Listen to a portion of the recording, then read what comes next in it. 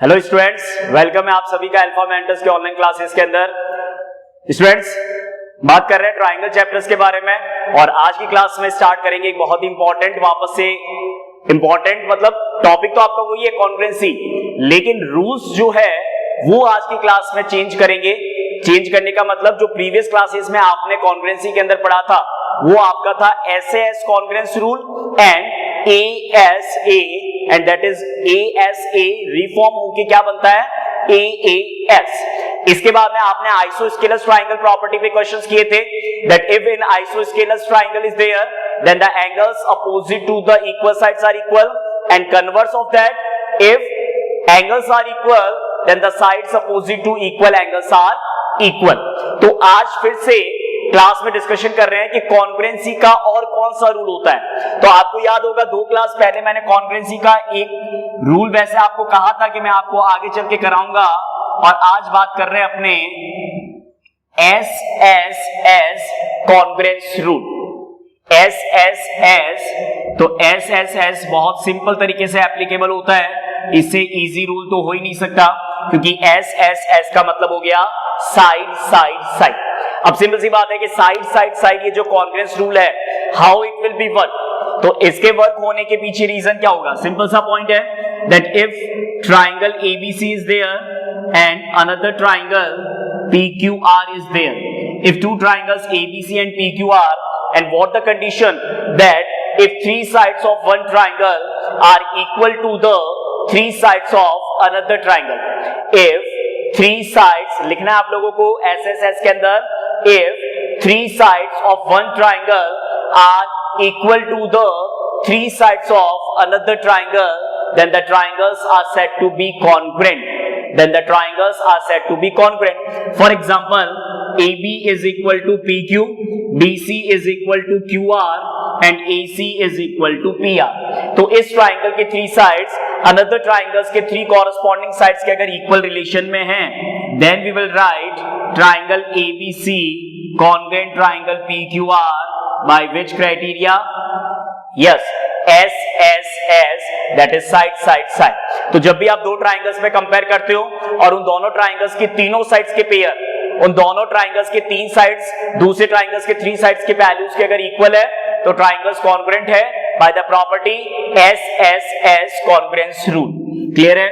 इसके प्रूफ के बारे में कोई डिस्कशन नहीं है, वो अपने सिलेबस के अंदर नहीं है, आपको सिर्फ प्रॉपर्टी कैसे यूज करना है वो सिंपल सा तरीका आना चाहिए। तो SSS कॉन्ग्रुएंस रूल के बाद में एक और इंपॉर्टेंट कॉन्ग्रुएंस रूल के बारे में बात कर रहे हैं एंड दैट इज RHS। और ये रूल वैसे सिंपल है लेकिन कंपैरेटिवली स्टूडेंट्स को प्रॉब्लम आती है RHS कॉन्ग्रुएंस रूल। तो देखिए अच्छे से समझ लेते हैं बेसिक्स कि RHS, तो सबसे पहले RHS जो वर्ड स्टैंड कर रहा है that is right angle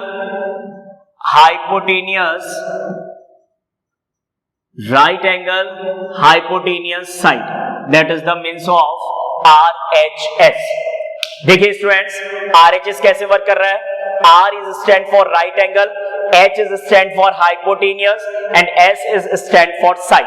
that means RHS rule अगर अप्लाई होगा तो RHS रूल के अप्लाई होने के लिए ट्राइंगल जो है वो आपका राइट एंगल होना बहुत जरूरी है। विदाउट राइट एंगल आप RHS अप्लाई नहीं कर सकते। क्यों? क्योंकि सबसे पहले इंपॉर्टेंट है राइट एंगल का होना। तो कभी भी जब 2 ट्राइंगल्स में कंपेयर करते हो और अगर वो दोनों ट्राइंगल्स राइट एंगल ट्राइंगल्स है, कैसे ट्राइंगल्स है? Right angles.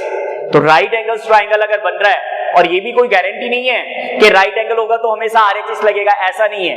RHS किस कंडीशन में एप्लीकेबल होगा, उसके लिए राइट एंगल तो नेसेसरी है, लेकिन जब आप 2 ट्राइंगल्स में कंपेयर करते हो, दोनों राइट ट्राइंगल्स है, उसका hypotenuse and any one side, अब एनी वन साइड में AB जो है वो PQ के इक्वल हो सकता है, BC जो है वो QR के इक्वल हो सकता है। तो for example any one side में, अब देखिए इस ट्राइंगल ABC में और इस ट्राइंगल PQR के अंदर एंगल B और एंगल Q आपके इक्वल है क्योंकि दोनों के वैल्यू 90 डिग्री है, तो राइट एंगल हो गया।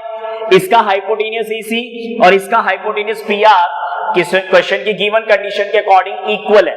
अपने को ये मानना पड़ेगा कि RHS रूल एप्लीकेबल कब होता है, जब राइट एंगल होगा, हाइपोटेनियस होगा एंड अदर टू साइड्स, अब जो रिमेनिंग दो साइड्स है उसमें से कोई भी पेयर आपस में इक्वल हो सकता है। So right angle hypotenuse side, RHS congruence rule, definition लिख सकते हैं आप लोग क्या, if in two right angle triangles, if in two right angle triangles, देखिए मैंने ट्राइंगल के नेम बोले हैं क्या, if in two right angle triangles the hypotenuse, if in two right angle triangles the hypotenuse and one side of the triangle, the hypotenuse and one side of the triangle are equal to the hypotenuse and one side of another triangle. If in two right angle triangles the hypotenuse and one side of triangle are equal to the hypotenuse and one side of another triangle, then the triangles are congruent. Then the triangles are congruent. तो वो triangles के congruence का कौन सा rule होता है, RHS, that is the right angle hypotenuse side. ध्यान रखिएगा, RHS रूल में अप्लाई, RHS रूल किसी क्वेश्चन में तभी एप्लीकेबल हो सकता है, देखिए आपने पिछले बहुत से ऐसे क्वेश्चंस किए थे जिसमें राइट एंगल एल्टीट्यूड आता है आपका, लेकिन राइट एंगल होने का मतलब सिर्फ RHS नहीं होता है, राइट एंगल होने पे अगर हाइपोटेनियस आपस में इक्वल होते हैं और कोई भी एक साइड अगर आपस में इक्वल होता है तब उस कंडीशन में वो RHS है।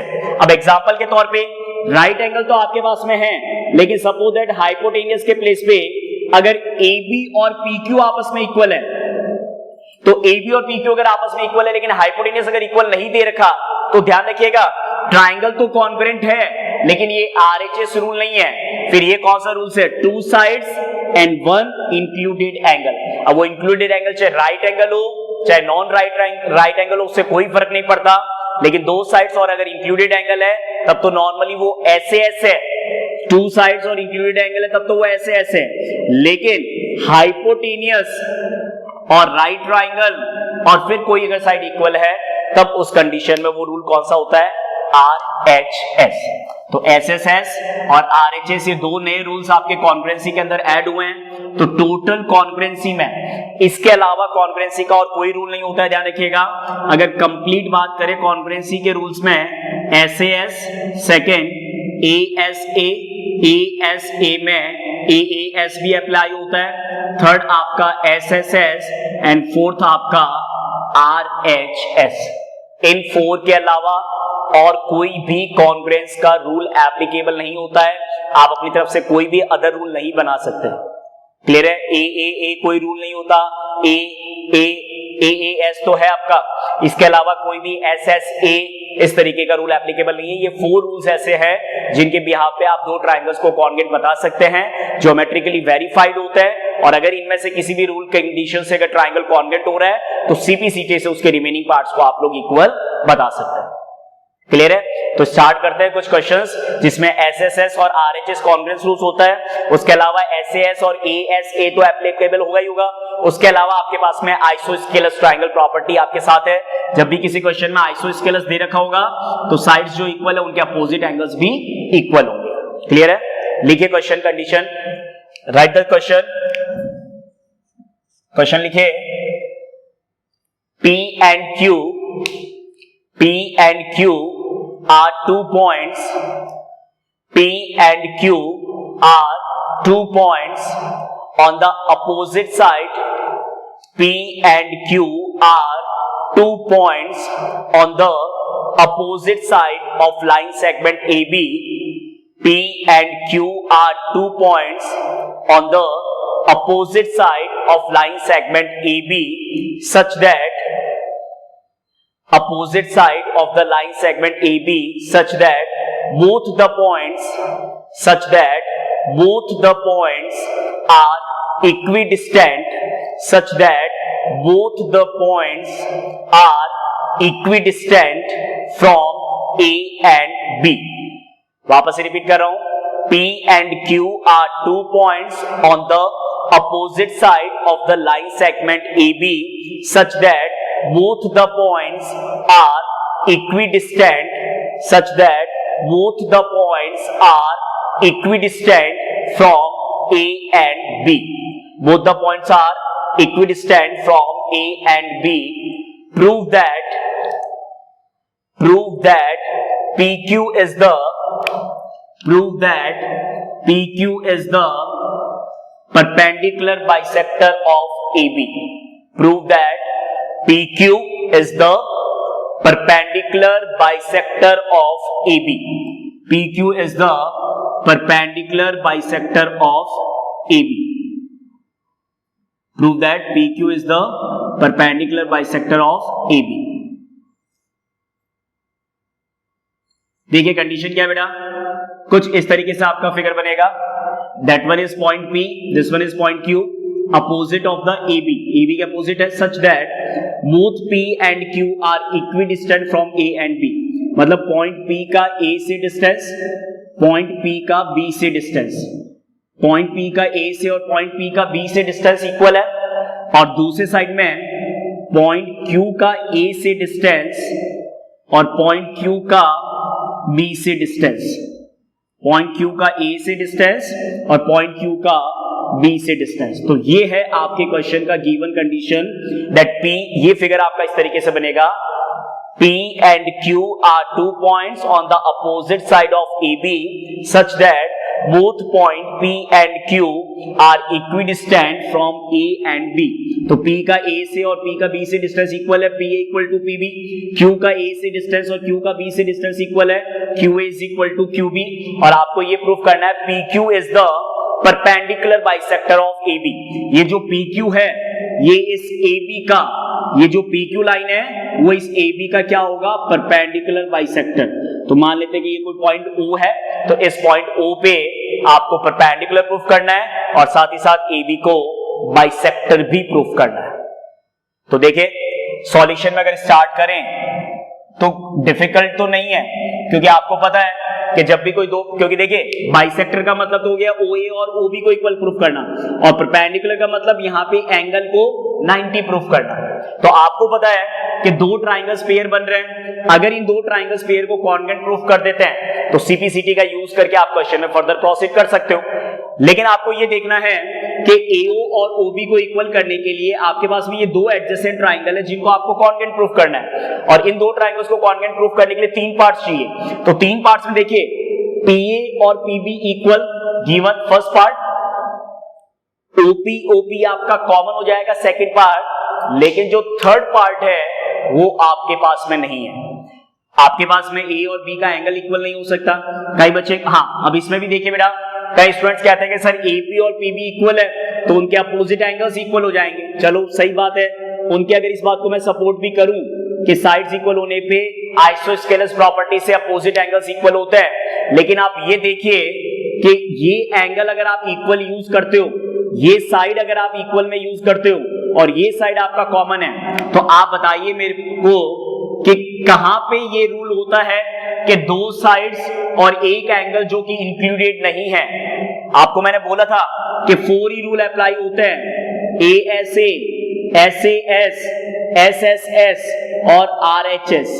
अब बताइए कि क्या इन 4 में से कोई भी रूल यहां पे अप्लाई हो रहा है, क्या नहीं हो रहा है? क्यों? क्योंकि दो साइड्स और जिस एंगल को आप इक्वल बता के अगर यूज करना चाह रहे हैं तो वो एंगल इंक्लूडेड एंगल नहीं है. तो इसका मतलब इस क्वेश्चन में आप डायरेक्टली AOP और BOP को कॉन्ग्रुएंट नहीं कर सकते, ऐसा कोई क्राइटेरिया आपके पास में नहीं है, तो गलती नहीं होनी चाहिए. इसीलिए आपको ये समझाया जाता है कि सिर्फ 3 पार्ट्स इक्वल होने का मतलब कॉन्ग्रुएंसी नहीं होता है.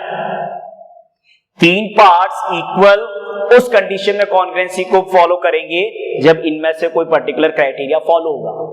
क्लियर है? तो इसका मतलब ये कंफर्म हो गया कि दो साइड्स और इस एंगल को तो कंसीडर कर नहीं सकते. तो अपने अल्टरनेट क्या ट्राई करते हैं, अपने ये ट्राई करते हैं कि पहले ट्राइंगल APQ और ट्राइंगल BPQ को कॉन्ग्रुएंट कर लेते हैं. देखिए सॉल्यूशंस लिखेंगे तब आपको समझ में आएगा कि मैं क्या समझाना चाह रहा हूं. मैं बात कर रहा हूं triangle APQ and triangle BPQ. Board पे देखिएगा अच्छे से, फिर नोट कर लीजिएगा सॉल्यूशन. APQ और BPQ पे अगर बात करें तो APQ और BPQ में सबसे पहले PA is equal to PB, क्योंकि क्वेश्चन में आपको कहा गया था point P is equidistant from A and B। Q से QA is equal to QB, क्योंकि ये भी क्वेश्चन में आपको कहा गया था Q is equidistant from A and B, and both triangle PQ is equal to PQ side, that is common part. तो आप बताइए students, triangle APQ is congruent triangle BPQ। कौन सा कॉन्ग्रेंस रूल लगा?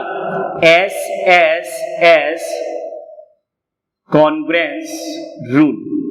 बताइए किसी को कोई प्रॉब्लम? SSS कॉन्ग्रेंस रूल लग रहा है APQ और BPQ के कॉन्ग्रेंट होने में। अब देखिए, अब APQ और BPQ को अगर आप कॉन्ग्रेंट करते हो तो देयरफॉर अब मैं CPCT से क्या लिख रहा हूं, देखिए इधर बेटा, APQ और BPQ अगर कॉन्ग्रेंट है तो CPCT से जो पॉइंट P पे एंगल बन रहा है, जो CPCT से पॉइंट P पे एंगल बन रहा है वो इक्वल होगा। So therefore angle APQ is equal to angle BPQ, that is equation number 1 and by the property CPCT। अब आप लोग ये सोचेंगे सर APQ और BPQ को इक्वल लेने से क्या एडवांटेज है? तो बिल्कुल एडवांटेज होगा। देखिए APQ लिखो और चाहे एंगल का नेम APO लिखो, एक ही बात है। BPQ की जगह अगर मैं BPO लिखूंगा तो अब अगर ये दोनों एंगल्स मैंने CPCT से इक्वेशन 1 में अगर इक्वल बताए हैं तो इस कंडीशन को मैं नेक्स्ट ट्राइंगल पेयर के कॉन्ग्रुएंसी में काम में ले सकता हूं, क्योंकि दो साइड्स मेरे पास में इक्वल है, एंगल को मैंने CPCT से इक्वल बता रखा है इक्वेशन 1 में, तब ट्राइंगल APO और ट्राइंगल BPO कॉन्ग्रुएंट हो जाएंगे। कौन से रूल से? SAS। समझ में आया? इसलिए पहले APQ और BPQ को कॉन्ग्रुएंट करना है, उसके CPCT से एंगल P के दोनों पार्ट्स को इक्वल बताना है। अब इस कंडीशन को, अब APQ इक्वल टू BPQ हो और चाहे APO और BPO हो, उससे कोई फर्क नहीं पड़ता, क्योंकि नेमिंग में Q तक लिखो या O तक लिखो, दोनों कंडीशन वैलिड है। क्लियर हो गया? तो सबसे पहले आपने दोनों बड़े वाले ट्राइंगल्स को कॉन्ग्रुएंट कर दिया, पेयर्स को। अब आते हैं स्मॉल ट्राइंगल पेयर के अंदर। नाउ अब वापस से अगर बात करें तो देखिए बेटा, in triangle APO and triangle BPO, यहां से देखिएगा APO एंड BPO। अब देखिए APO और BPO में सबसे पहले PA is equal to PB। PA और BB इक्वल है क्योंकि क्वेश्चन में आपको गिवन है, ठीक है। इसके बाद में एंगल जो पार्ट आपने इक्वल बताया था APO is equal to BPO। कई बच्चे कंफ्यूज होते हैं सर APQ था, Q तक हो या O पॉइंट तक हो कोई फर्क नहीं पड़ता, तो APO इक्वल टू BPO। इसके लिए रीजन हो गया फ्रॉम इक्वेशन 1। क्लियर है? और इसके बाद में आपके पास में है PO is equal to PO, ये आपका साइड कॉमन हो गया। तो देखिए कॉन्ग्रुएंसी का रूल सिंपल से अप्लाई हो रहा है, APO is congruent with BPO by the property SAS congruence rule। I think कोई प्रॉब्लम नहीं है किसी को समझने में। APO BPO कॉन्ग्रुएंट हो गए SAS कॉन्ग्रुएंस रूल से। जैसे ये कॉन्ग्रुएंट हुए, therefore AP is equal to BP, equation second CPCT, sorry AP की जगह आपको क्या वर्ड यूज करना है? AO is equal to BO। AO और BO को इक्वल क्यों लिखना है? क्योंकि क्वेश्चन में आपको क्या प्रूफ करना था? PQ is the perpendicular bisector of AB। तो CPCT से AO और BO मतलब बाइसेक्टर तो हो गया, CPCT से AO और BO इक्वल करने का मतलब बाइसेक्टर हो गया। अब आता है परपेंडिकुलर लाना है, तो सबको पता है कि अगर ये दोनों ट्राइंगल्स कॉन्ग्रुएंट है तो दोनों के एडजेसेंट एंगल्स, कंडीशन में तो एडजेसेंट है, वैसे तो ये CPCT से इक्वल होंगे दोनों एंगल्स, यस और नो? एंड तो इसी CPCT को आपने क्या लिखा? Angle AOP is equal to angle BOP, ये आपका इक्वेशन नंबर 3। और ये जो इक्वल है ये भी कौन सा प्रॉपर्टी है? CPCT, क्योंकि कॉरेस्पॉन्डिंग पार्ट्स तो चाहे साइड्स हो चाहे एंगल्स हो इक्वल होगा। तो AO और BO इक्वल CPCT से, AOP BOP इक्वल CPCT से। इसके बाद में कंडीशन क्या लिखेंगे? Since angle AOP plus angle BOP is equal to 180। तो ये कौन सा प्रॉपर्टी है? तो ये लाइंस एंड एंगल्स में आपको बताया गया था लीनियर पेयर एक्सॉइड। सबको मालूम होगा ये बात। तो स्ट्रेट लाइन है, ये देखिए बेटा AB स्ट्रेट लाइन है, तो स्ट्रेट लाइन पे एडजेसेंट एंगल्स का सम कितना होता है? हमेशा 180। इक्वेशन 3 में AOP और BOP इक्वल है, तो एओपी और बीओपी अगर इक्वल है तो आप रिप्लेस कर दीजिए, AOP plus AOP is equal to 180। Replace किससे किया? From equation 3। तो AOP plus AOP twice angle AOP हो गया। तो इतना आप समझ सकते हैं कि एओपी का वैल्यू कितना हो गया? 180/2 इज इक्वल टू 90। तो अब देखिए कंडीशन, लास्ट स्टेटमेंट क्या बन रहा है? एपीओ बीपीओ कॉन्ग्रुएंट हो गया, सीपीसीटी से एओ और बीओ को इक्वल बता दिया। आरएच कौन सा रूल लगा था? एसएएस। तो एओ और बीओ इक्वल, एओपी का वैल्यू 90 हो गया, एओपी 90 होने का मतलब कितना हो गया? Angle AOP equal to angle BOP is equal to 90 degree. ये आपका रिलेशन नंबर हो जाएगा 4। तो अब बताइए, इक्वेशन 2 में बाइसेक्टर और इक्वेशन 4 में perpendicular, that means from equation 2 and, एकदम कन्वेंशनल तरीके से लिखवा रहा हूं मैं, आपको ध्यान रखिएगा। इक्वेशन 2 में बाइसेक्टर, इक्वेशन 4 में परपेंडिकुलर। तो from equation 2 and equation 4 PQ is the perpendicular, PQ is the perpendicular bisector of AB, hence proved। समझ में आ गया आप लोगों को? फ्रॉम इक्वेशन 2 एंड इक्वेशन 4 क्या रिजल्ट बनेगा? That is PQ is the, क्योंकि देखिए ये तो हो गया बाइसेक्टर और ये हो गया परपेंडिकुलर। तो जब भी किसी भी क्वेश्चन में परपेंडिकुलर बाइसेक्टर वर्ड आता है, जब भी किसी क्वेश्चन में परपेंडिकुलर बाइसेक्टर वर्ड आता है बेटा, तो वहां पे आपको यही काम करना है, सीपीसीटी से साइड्स को इक्वल बताना है, वो बाइसेक्टर हो जाएगा, और सीपीसीटी से एंगल्स को इक्वल बता के फिर वहां पे लीनियर पेयर अप्लाई करोगे तो उसका वैल्यू 90 हो जाएगा, और 90 होगा तो दैट मींस परपेंडिकुलर। तो ये कंडीशन आपका फुलफिल हुआ। PQ is the perpendicular bisector of AB। बहुत ही एक इंपॉर्टेंट क्वेश्चन है, तो एनसीईआरटी में है आपका ये एग्जांपल। अच्छे से इस इसको फॉलो कीजिएगा, रिवाइज कीजिएगा और इसको कंप्लीट कर लीजिएगा। Clear students? तो इस तरीके से ध्यान रखिएगा, इस क्वेश्चन में इंपॉर्टेंट बात ये है कि स्टार्टिंग में अगर डायरेक्ट आप कॉन्ग्रुएंसी का यूज करते हो तो वहां पे कॉन्ग्रुएंट प्रॉपर्टी अप्लाई नहीं हो सकता, क्योंकि वो स्टैंडर्ड रूल को फॉलो नहीं करेगा। और जब तक स्टैंडर्ड रूल फॉलो नहीं होगा, तीन पार्ट्स इक्वल होने पे भी ट्राइंगल कॉन्ग्रुएंट नहीं होते हैं। याद रखिएगा, गलती नहीं हो आप लोगों से। Write the next question. Next question लिखिए, triangle ABC and triangle DBC। Write the question, triangle ABC and triangle DBC are two isosceles triangle. Triangle ABC and triangle DBC are two isosceles triangle on the same base BC. Triangle ABC and triangle DBC are two isosceles triangle on the same base BC. On the same base BC, bracket में लिख लो C in figure. Triangle ABC and triangle DBC are two isosceles triangle on the same base BC. Bracket में लिख लीजिए C in figure. Figure question में दे रखा है। फिर आगे लिखिए, AD is extended which meets BC. AD is extended which meets BC at point P. AD is extended which meets BC at point P.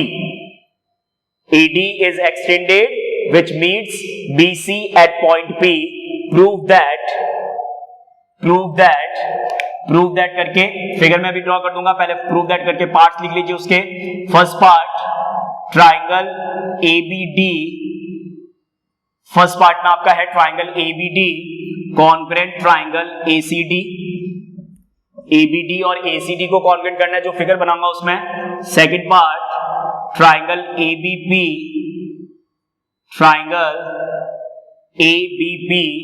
Congruent triangle ACP। First ABD और ACD को congruent करना है, second ABP और ACP को congruent proof करना है, third AP bisects angle A as well as angle D. Third part में आपको प्रूफ करना है क्या, AP bisects angle A as well as angle D। And fourth part में आपको प्रूफ करना है AP इज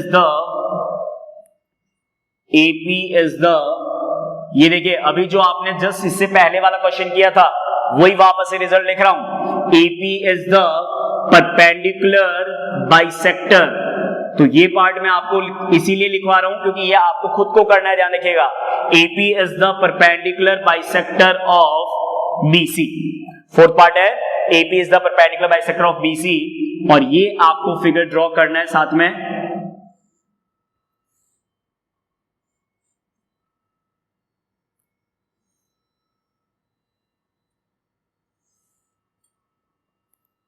ये फिगर आप लोगों को ड्रॉ करना है बेटा। देखिए इधर ABC और ये नेम था DBC। तो ABC और DBC दोनों ही आपके आइसोस्केलस ट्राइंगल है, किस पे, on same base BC। AD इज extended which meets BC at point P, ये लिखवा था लैंग्वेज में। AD is extended which meets BC at point P, and then there's 4 results we have to prove. Complications कुछ नहीं है। Solution first part। Important बात यह है कि पहले एक एक पार्ट्स को करते हैं, और मेन इंपॉर्टेंट ये है कि जो ट्राइंगल्स कॉन्वेंट करते हो उसके CPCT को अच्छे से फॉलो करना है। क्वेश्चंस में जितने भी नंबर ऑफ पार्ट्स होते हैं तो उनका तरीका एक ही होता है कि जिस ट्राइंगल पेयर को आप कॉन्वेंट करते हो उसमें CPCT को अच्छे से फॉलो करना है, तो रिजल्ट अपना आप आगे से आगे बढ़ता चला जाएगा। तो देखिए लिखने से पहले डिस्कशन करते हैं कि तीन पार्ट्स कौन से इक्वल है। ABD और ACD की बात करते हैं, तो ABD एंड ACD आपको देखना है कि कौन से तीन पार्ट्स इक्वल है गिवन कंडीशंस में जिससे कि ट्राइंगल कॉन्वेंट होता है। AB और AC equal, isosceles given, DB and DC equal, isosceles given, क्योंकि सेम बेस BC पे है, तो सेम बेस BC पे अगर है तो BC तो इक्वल में आ नहीं सकेगा, सिंपल सी बात है। तो AB equal to AC, DB equal to DC and between this two AD equal to AD common. तो कॉन्ग्रुएंसी में कोई प्रॉब्लम नहीं है, कौन से रूल से कॉन्ग्रुएंट हो रहा है, SSS। तो सबसे पहले फर्स्ट पार्ट को कॉन्ग्रुएंट प्रूफ करते हैं। लिखिए solution, in triangle ABD and triangle ACD। Simple सी बात है, फटाफट से लिख देते हैं। ABD के अंदर AB equal to AC given है, isosceles. DB equal to DC ये भी गिवन है क्योंकि ये भी आपके आइसोस्केलस की कंडीशन है। And the common part is AD equal to AD। दोनों में देख सकते हो, दोनों ट्राइंगल के अंदर AD साइड कॉमन है। So triangle ABD congruent triangle ACD bye the property, मैंने शॉर्ट में लिख दिया SSS, साइड कॉन्ग्रुएंस रूल। अब देखिए यहां पे इंपॉर्टेंट ये चीज है कि जो इसका CPCT है वो आपको अच्छे से फॉलो करना है। कैसे, ट्राइंगल ABD और ACD, ABD और ACD ये आपका कॉन्ग्रुएंट है। तो ABD और ACD अगर कॉन्ग्रुएंट है तो CPCT से जो एंगल A का ये पार्ट है, सबसे पहले मैं इसको इक्वल बताऊंगा, क्यों, क्योंकि थर्ड पार्ट में मेरे को एंगल A को बाइसेक्टर प्रूफ करना है। तो देयरफॉर करके CPCT से angle BAD is equal to angle CAD by the property CPCT। अब देखिए अगर BAD नेम है so that BAD can also named as BAD तक नहीं जाएगा, आप P तक भी ले सकते हो। प्रीवियस क्वेश्चन में आपको बताया था एंगल का नेम चाहे D पे एंड करो चाहे P पे एंड करो, क्योंकि AD को ही एक्सटेंड करके P तक बढ़ाया हुआ है। So BAP is equal to angle CAP। इसको आपको इक्वेशन 1 यूज करना है, क्यों, क्योंकि आगे चल के थर्ड पार्ट के अंदर मैं थर्ड पार्ट में इक्वेशन 1 से BAP और CAP, तो BAP और CAP अगर इक्वल है इसका मतलब AP किसको बाइसेक्ट कर चुका है, एंगल A को। अब मेरे को D को भी बाइसेक्ट करवाना है, तो D को बाइसेक्ट करवाने के लिए आपने A के तो दोनों पार्ट्स को इक्वल प्रूफ कर दिया। अब आते हैं सेकंड ट्राइंगल पेयर पे जिसको कॉन्ग्रुएंट करना है, कौन सा, ABP और ACP। तो ABP और ACP को अगर कॉन्ग्रुएंट करना है तो आपको इस इक्वेशन 1 को यूज करना होगा कॉन्ग्रुएंसी के अंदर। तो देखिए सेकंड पार्ट में ट्राइंगल का नेम है आपके पास में triangle ABP and triangle ACP। Check करते हैं 3 पार्ट्स पहले, उसके बाद में लिखना स्टार्ट करेंगे। इधर देखिए बेटा, ABP ट्राइंगल, ACP ट्राइंगल। तो ABP का AB, ACP का AC गिवन कंडीशन में आ जाएगा। इस एंगल को आपने इक्वल बता दिया बाइसेक्टर, CPCT से आप बता रहे हैं इक्वल, एंड AP कॉमन। तो SAS रूल फॉलो हो रहा है, 2 साइड्स एंड 1 इंक्लूडेड एंगल, जिसको आपने CPCT से इक्वल बताया। तो सबसे पहले AB equal to AC, bracket में given angle BAP equal to angle CAP। ये आपने प्रीवियस के CPCT से लिखा है, जो आगे भी काम आएगा बाइसेक्टर में भी, और यहां पे भी कॉन्ग्रुएंसी में काम आ गया। इसीलिए मैं कह रहा हूं फर्स्ट रिजल्ट जो कॉन्ग्रुएंट प्रूफ करते हो उसके CPCT को अगर आप कंडीशंस में अप्लाई करना जानते हैं तो नेक्स्ट ट्राइंगल पेयर अपने आप से कॉन्ग्रुएंट प्रूफ होगा। BAP equal to CAP from equation 1 and then third one is AP equal to AP common. तो जैसे आपने ये कंडीशन अप्लाई किया तो आपके पास में रिजल्ट है triangle ABP congruent triangle ACP। ABP और ACP कॉन्ग्रुएंट कौन से रूल से? 2 sides and 1 angle, so that is SAS congruence rule। Okay बेटा, ABP ACP congruent, SAS congruence rule से 2 sides and 1 included angle। अब बात आती है वापस इंपॉर्टेंट कि जो सेकंड ट्राइंगल पेयर कॉन्ग्रुएंट किया है इसके CPCT को आप कैसे यूज करते हो। अगर इसके CPCT को तरीके से यूज करोगे तो थर्ड पार्ट भी आपका बन जाएगा।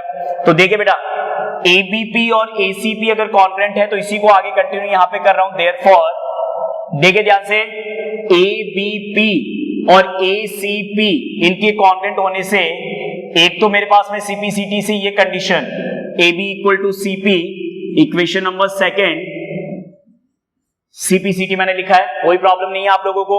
ABP के अंदर BP और ACP के अंदर CP, तो BP और CP equal, equation number second CPCT से। अब अगर आप सोचे कि सर आपने CPCT से BP और CP को इक्वल क्यों लिखा है, तो आगे देखिए, AP is the perpendicular bisector of BC। मेरे को BC का परपेंडिकुलर बाइसेक्टर प्रूफ करना है तो वो इसी के तो कॉन्ग्रुएंसी से काम आएगा। कॉन्ग्रुएंसी मतलब इसके कॉन्ग्रुएंट होके CPCT कंडीशन से BP और CP इक्वल हो गए। यहां पे मेरे को बताना है AP bisect angle A as well as angle D। तो देखिए, BP और CP को आपने इक्वल बता दिया। अब यहां पे काम करते हैं कि BP और CP को जिसको आपने इक्वल बताया है तो इसी का यहां पे पहले 90 डिग्री एंगल भी कंसीडर कर सकते हैं। कैसे? ABP ट्राइंगल में P पार्ट और ACP ट्राइंगल में P पार्ट, जो अभी जस्ट प्रीवियस क्वेश्चन में आपने किया था। एंड करके मैं क्या लिख रहा हूं, angle APB equal to angle APC, equation number third, ये भी आपका CPCT है। अब APB और APC जो CPCT से इक्वल है, इन दोनों का सम कितना होगा? 180 होगा लीनियर पेयर से। तो मैं बेसिकली यहीं पे वो कंडीशन अप्लाई कर देता हूं, क्या? Angle APB plus angle APC is equal to 180, bracket में लिख दिया LPA, linear pair axiom. Same previous question की तरह ध्यान रखिएगा। अब APB और APC इक्वल है, तो APB और APC अगर इक्वल है तो वैल्यू रिप्लेस करने पे APB plus APB is equal to 180। तो APB का वैल्यू कितना आ गया? 180 अपॉन 2, कितना आ गया? 90 डिग्री। तो 90 डिग्री आने का मतलब कंडीशन क्या बना? 90 डिग्री आने का मतलब कंडीशन क्या बना? दैट इज, इसका मतलब क्या हो गया? Angle APB equal to angle APC is equal to 90 degree. इसको आप दे दीजिए इक्वेशन नंबर 4, क्योंकि जब फोर्थ पार्ट जब रिजल्ट लिखेंगे तो फोर्थ पार्ट के लिए आपको इक्वेशन 2 और इक्वेशन 4 का यूज करना है, सेम प्रीवियस क्वेश्चन की तरह, क्योंकि इक्वेशन 2 में है बाइसेक्टर और इक्वेशन 4 में 90 डिग्री मतलब परपेंडिकुलर बाइसेक्टर। लेकिन इस थर्ड पार्ट को कंप्लीट करने के लिए, थर्ड पार्ट में एंगल A को तो मैं बाइसेक्ट करवा चुका हूं, लेकिन D को बाइसेक्ट करवाने के लिए मेरे को वापस से इन दो स्मॉल ट्राइंगल को क्या करना होगा बेटा? कॉन्ग्रुएंट प्रूफ करना होगा। तो थर्ड पार्ट के लिए, फोर्थ पार्ट बाद में लिखेंगे, थर्ड पार्ट के लिए पहले ट्राइंगल पेयर लेते हैं। कौन सा? ट्राइंगल DBP इंपॉर्टेंट है, ध्यान रखिएगा, और कॉम्प्लिकेटेड कुछ नहीं है, सिंपल कॉन्ग्रुएंसी को ही फॉलो करना है। DBP और इधर से ट्राइंगल हो गया आपका DCP। इसको अगर कॉन्वेंट कर देते हैं, इसको कॉन्वेंट करने के लिए सबसे पहले DB equal to DC isosceles given हो गया, BP इक्वल टू PC आपने कॉन्ग्रुएंसी CPCT से बता रखा है, इक्वेशन नंबर BP और CP इक्वल बता रखा है, फ्रॉम इक्वेशन 2 आपने यूज कर लिया, और DP equal to DP side जो है, DP equal to DP side जो है वो आपका कॉमन हो गया, कोई प्रॉब्लम नहीं है। तो जैसे तीनों साइड्स को आपने इक्वल बताया तो आप क्या कंडीशन अप्लाई करने के लिए लायक हो गए, triangle DPP congruent triangle DCP कौन से रूल से, SSS से, और जैसे DBP और DCP को कॉन्ग्रुएंट बताएंगे तो देयरफॉर, अब देखिए ये जैसे आपने ABP और ACP को कॉन्ग्रुएंट करके A के पार्ट्स को इक्वल किया था, वैसे यहां पे D के पार्ट्स को CPCT से इक्वल बता दो, तो D के पार्ट्स का नेम क्या है, angle BDP equal to angle CDP, equation number 5, और ब्रैकेट में हो गया आपका CPCT, BDP equal to CDP। अब बताइए BDP और CDP ये दोनों एंगल इक्वल, इक्वेशन 1 के अंदर BAP और CAP इक्वल, तो इसका मतलब इक्वेशन 1 से और इक्वेशन 5 से।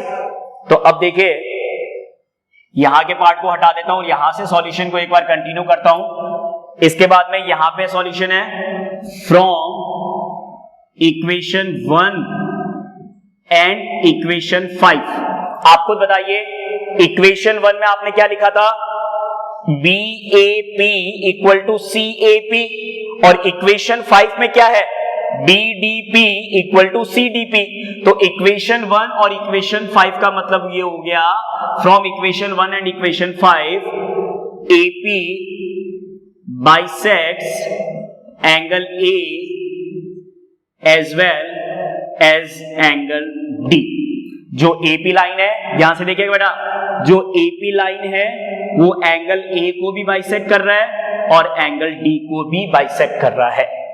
तो थर्ड पार्ट तो इस तरीके से आपका कंप्लीट हो जाएगा। अब थर्ड के बाद में जो फोर्थ नंबर पार्ट है, तो ऑलरेडी कर चुके हैं फोर्थ नंबर पार्ट के लिए तो वर्क, क्यों, क्योंकि जब मैं फोर्थ नंबर पार्ट के लिए सॉल्यूशन लिखूंगा तो मेरे पास में कौन सी इक्वेशन, फोर्थ नंबर पार्ट के लिए फ्रॉम इक्वेशन 2 जिसमें आपने बाइसेक्टर बता रखा है, और इक्वेशन 4 जिसमें आपने राइट एंगल बता रखा है। तो from equation 2 and equation 4 already result बना चुके हैं अपने, बाइसेक्टर CPCT से, राइट एंगल CPCT से इक्वल बता के लीनियर पेयर। तो इक्वेशन 2 और इक्वेशन 4 से कंडीशन क्या बनेगा, from equation 2 and equation 4, that is from equation 2 and equation 4 क्या कंडीशन है, AP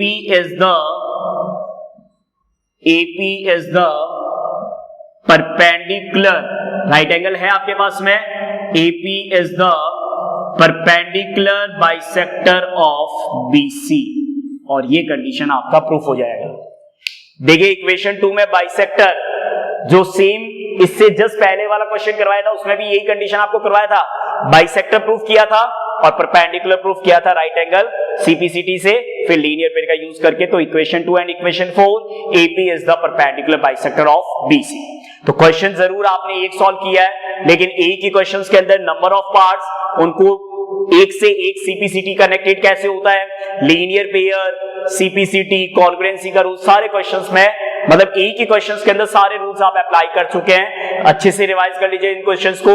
नेक्स्ट कुछ और इंपॉर्टेंट क्वेश्चंस के साथ नेक्स्ट क्लास में मिलते हैं। Take care, thank you students.